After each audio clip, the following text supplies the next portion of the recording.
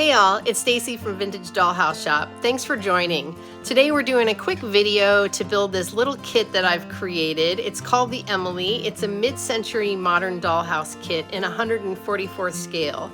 I'm creating a whole series of mid-century modern little mini kits so you can create a little mid-century street of your own.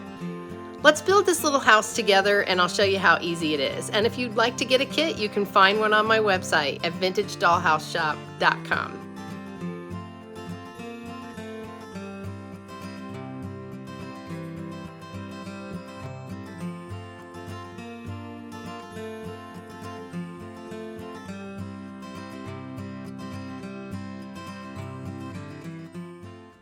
So let's take a look at the pieces the kit comes with. As you can see, it's not very many pieces. There's the front piece and a front door. This is the back wall. You have two side walls, including one that has a door. The base piece, two roof pieces, and these are your window covers, just to give a little dimension to the top of your skylights. Now that we've seen our pieces and gotten them all laid out, let's go ahead and start with the pieces we're going to do first. So as we get started, I want to say a little something about glue. I really like this glue for assembling kits because it dries fast, but not too fast that I can't reposition something if I want. But you'll notice this is a super big jar for squirting on a tiny kit. So I start by adding a little bit of glue just to a lid. This is where I use like recycled pieces. I don't buy anything special, and I'm going to use this little paintbrush to assemble. So we're going to start with the front piece and the two wall pieces. Here's where you have a few decisions to make. You can choose for the slope to go up this way, or you can flip it around and choose for the slope to go up this way. It's really your choice. This is an interchangeable piece. You have two walls and you can decide if you want this side to have the window or you want it to have the door.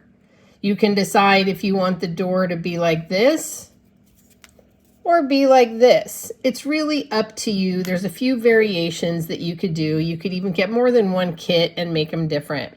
And as I said, it would be easier to do this, I think, to decorate it if these walls were already painted, but for the sake of clarity, we're just going to do it with them as the raw wood like this, and they do arrive ready. So I want to note that when you're attaching the walls, you're attaching them to the back edge of the front. You're not attaching them to the side. You're letting it sit on top of the wood. So we're going to start by adding glue to one edge, and I'm going to do the window down on this edge, and I'm just going to put it there, press it, give it a nice little press, kind of wipe away any extra glue. And at this point, I'm still going to be able to reposition it. I'm just getting it in place. I want to make sure that the wall is flush with the floor, and I want to make sure it's flush with the edge. So I hold that there about 60 seconds, and then I'm just going to flip it up and take a look. I want to make sure that the wall's flush and that it's flush on the sides. And while that's sitting there, I'm going to go ahead and attach the glue. I've decided I want to have the door at the back of the house. Let's get a little bit more of a close-up on this side. Attaching the glue, just kind of run a little line there. And then with my house just sitting here, I'm just going to slide this up into place. The reason I like to assemble it like this is so that I can make sure that the walls are flush. Too many times I've built a house and I've realized that my walls stick up higher than the floor. And because you might get glue around is a good reason that if you were going to stain it or paint it, that you've already done so. So once I figure out exactly what that position is,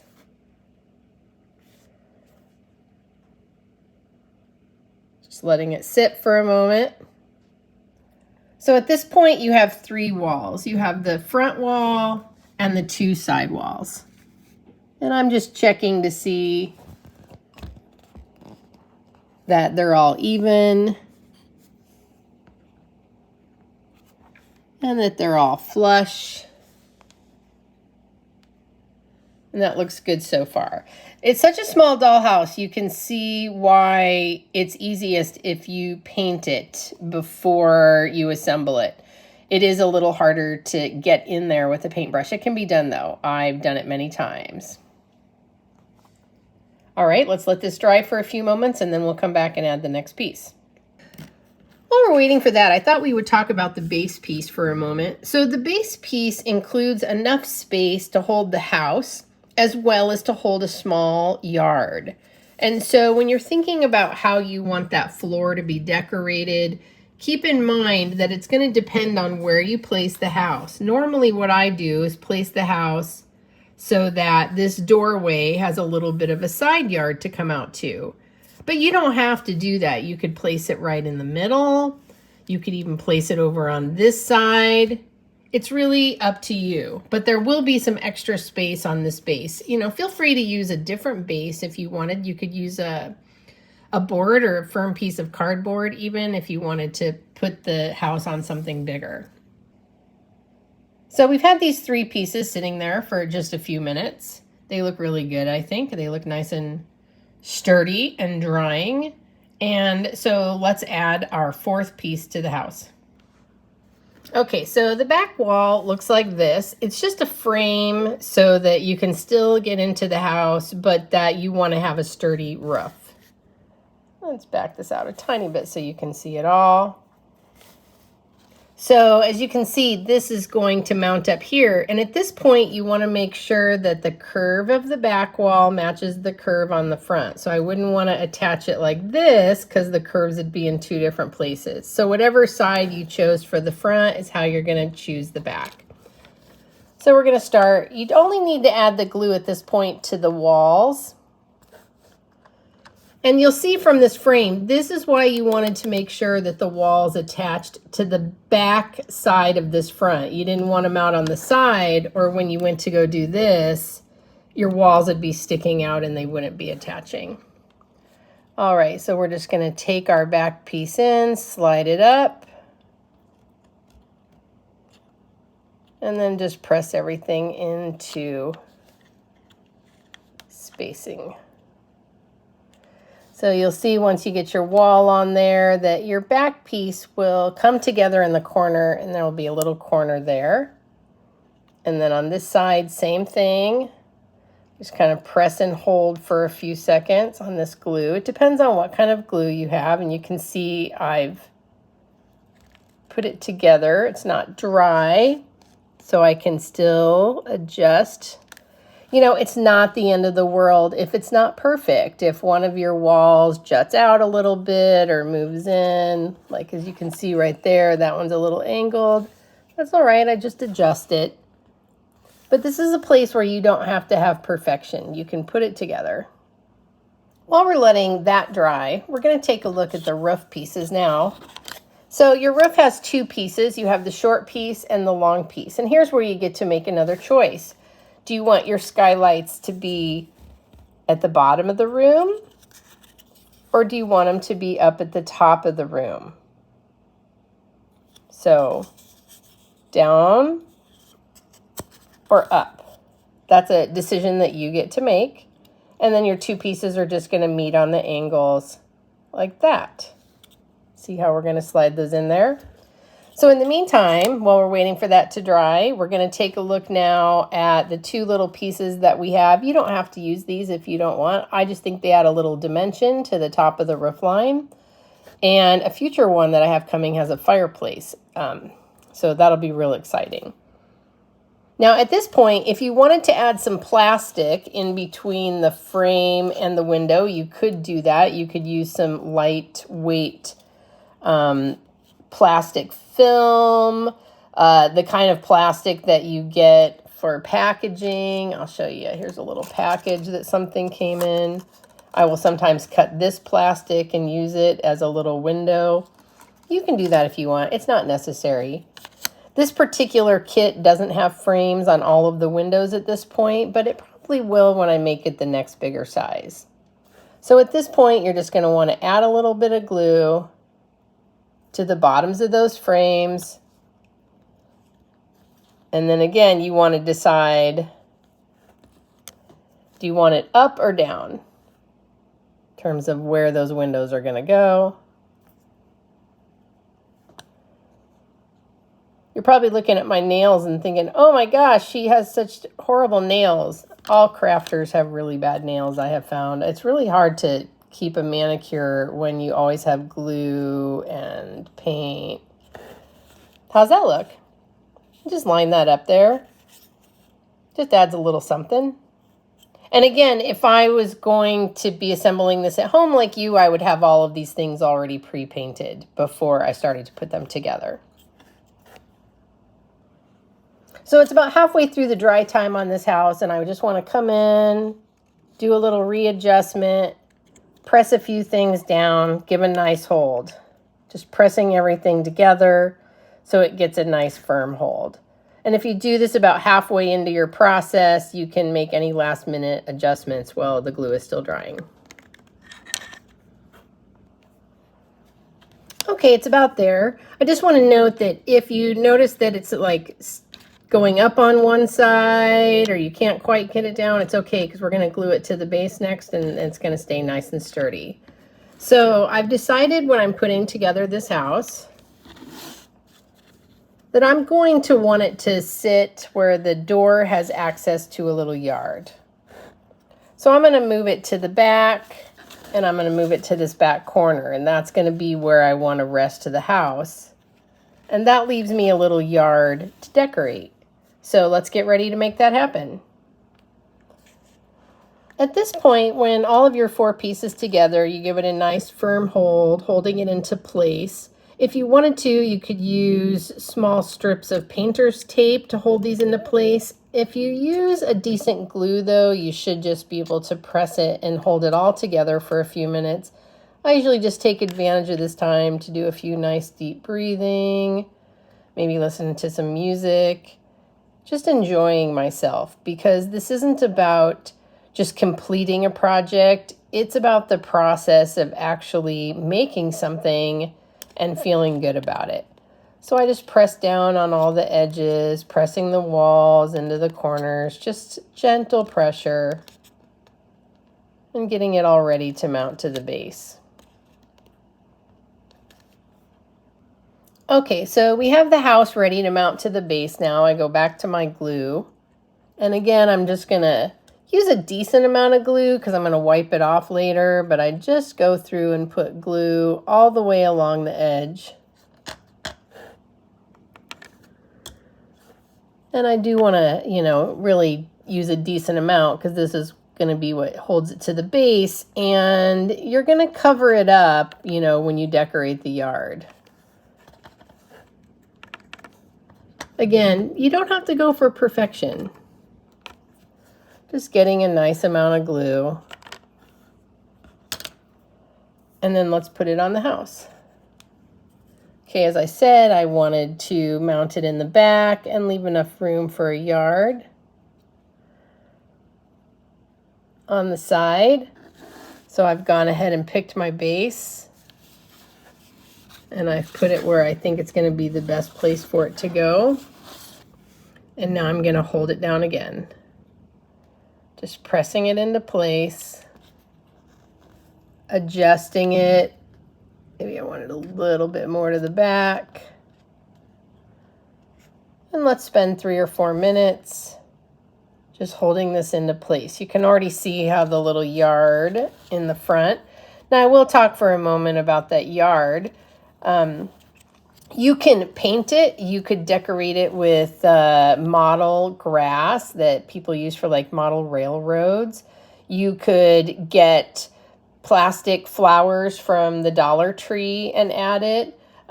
Here's some fun things like this. I got some of these off Amazon that were real inexpensive. Now this is a huge one, but the kit came with smaller ones too. So you could put little palm trees in the yard if you wanted to make it tropical. I've used egg carton strips to cut sidewalks before, It doesn't have to be, you'd be surprised at things that you can use to like make in landscaping. So we're just pressing that down, holding it down. It's looking pretty good. Let's take a look at the back. It's looking good there. And look, we just did that live, so I didn't even hold that very long. Now it's time to attach the doors. One there and one there. So your kit comes with 2 doors. They're the same size. So if you choose to make a different one, the front door than the side door, you can do that. I had intended that this one would be the front door and this one would be the side door. But again, interchangeable. And here's another choice that you have. Do you want your doors to be open or closed? You can glue them open or you can glue them closed. Whichever design you're going for, you want to make a decision. If you're going to leave it open, which side will the hinges be on? And then that's the side you want to glue down.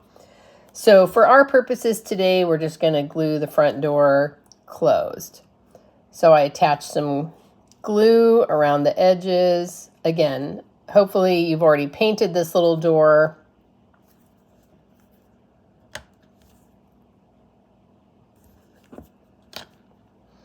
And we're attaching this before we add in the roof so that I can reach inside a lot easier.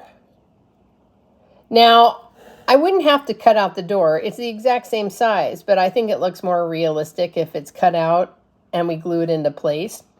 Plus, it makes it easier if you want to paint the door a different color than the house. That wasn't that hard, was it? You can also choose, I didn't mention this, but do you want the windows to slant up this way or do you want them to slant up that way? Let's say I put it in and I said, you know what? I want them to slant up the other way and match the roofing. I take it out. Well, I probably better add a tiny bit more glue. And then I put it back in.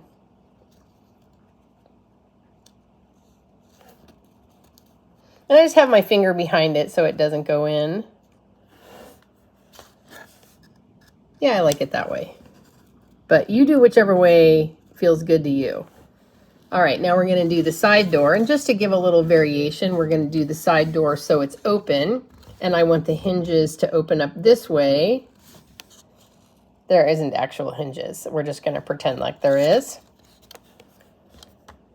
But that way, I go ahead and attach the glue to the bottom. And I attach the glue to the side that has hinges. And a little bit to this top corner. But I don't attach the glue. I don't put the glue on the side that the door is going to be open. There's no point. Then I just slide the little house door in place, but I'm going to leave it open. Like somebody's coming out, maybe to barbecue.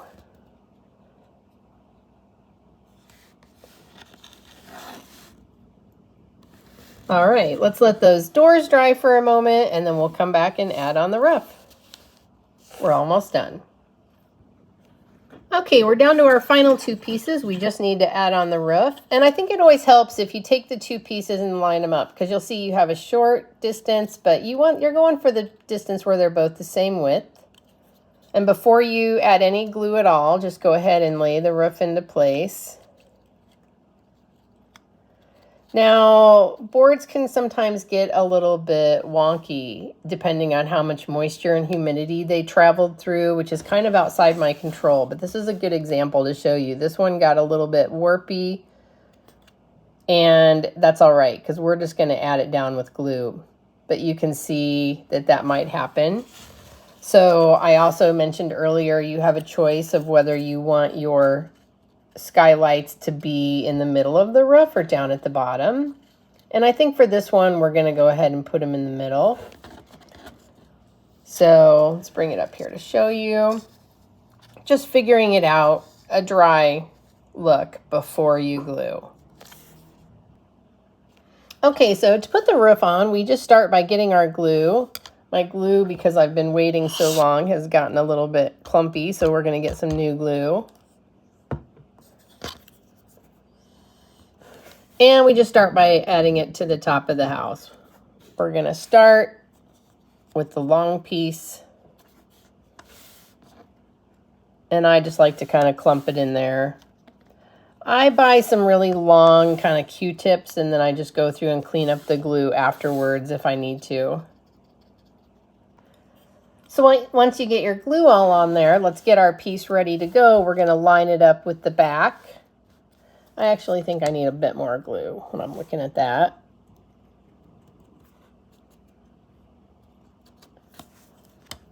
And we want to line up the roof so that the overhang comes to the front as we did in the dry fit. And for now, I'm just going to set that down there gently. I want to make sure it's covering both sides. But I haven't pushed the full press yet. I'm going to come over here. You want to do the roof at the same time, not one side then the other. I find it helps make sure that you get a good fit in the middle.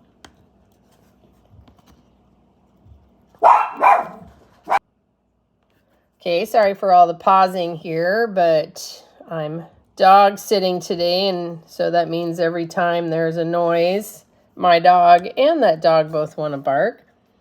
And then I'm going to go ahead and add some glue to this center piece here to hold the two pieces together. So now I'm bringing my short over here, and I want to line it up with the one on the top so that the same amount of roof is sticking out on either side. Great. That looks good. Now let's give it a press. Hold all four corners. Kind of give a little push together in the center. And then let's just wait for it to dry. So as I hold it kind of like a sandwich, just pressing down onto all the corners, giving it a few minutes to dry. And when you take your hands off and things don't come up, that's when you know you've held it long enough.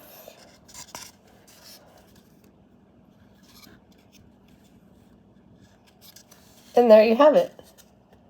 The mid-century modern 144th scale dollhouse called the Emily.